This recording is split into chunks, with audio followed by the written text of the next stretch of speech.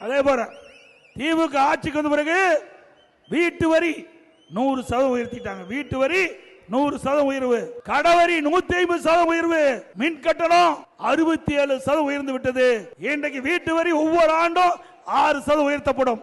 கடைக்கு ஒவ்வொரு வருடம் 6% உயர்வு, மின் கட்டணம் ஒவ்வொரு ஆண்டும் 5% உயர்வு. ஆக இன்றைக்கு மக்களை வாட்டி வதைக்கின்ற வரி போட்ட அரசாங்கம் மீண்டும் வர வேண்டுமா?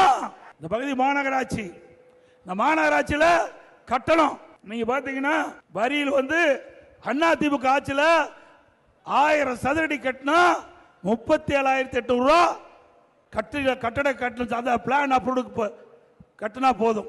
திமுக ஆட்சியில் நீங்க பாத்தீங்கன்னா 1,08,000 ரூபாய் கட்ட வேண்டும். 1000 சதுரடிக்கு வீடு கட்டுவதற்கு, கடை கட்டுவதற்கு இன்றைக்கு மாநகராட்சியிலிருந்து அனுமதி பெற வேண்டும் என்றால் 1,08,000 ரூபாய் கட்டணமா செலுத்த வேண்டும். இவ்வளவு வரி உயர்த்தி விட்டார்கள் இந்த ஆட்சியிலே.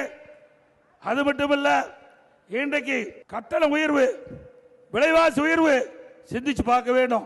இன்றைக்கு அரிசி விலை, நீங்க எல்லாம் நகர்ப்புற மக்கள், இந்த நகர்ப்புற மக்கள் எல்லாமே விலைக்கு வாங்கி தான் உணவுப் பொருட்களை பயன்படுத்த வேண்டிய சூழ்நிலை.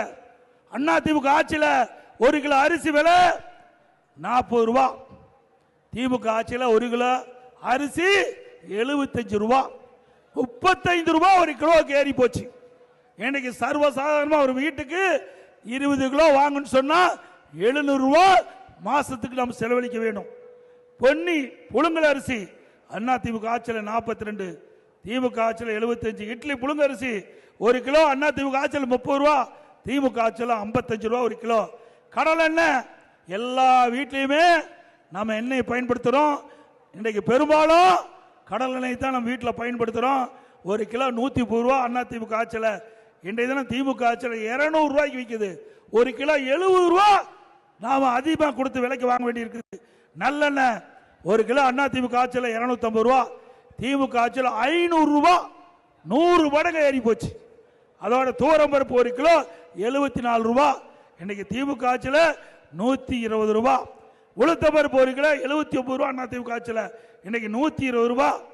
இப்படி உணவு பொருட்கள் விலை தாறுமாறா ஏறி போச்சு. இதையெல்லாம் கட்டுப்படுத்துறதுக்கு இந்த அரசாங்கம் முன்வரல. ஏழைகளை பற்றி கவலைப்படாத அரசாங்கம் திமுக அரசாங்கம். இவ்வளவு விலை உயர்ந்திருக்குது. இந்த விலையை கட்டுப்படுத்த, விலையை குறைப்பதற்கு இந்த அரசு எந்த நடவடிக்கை எடுக்கல.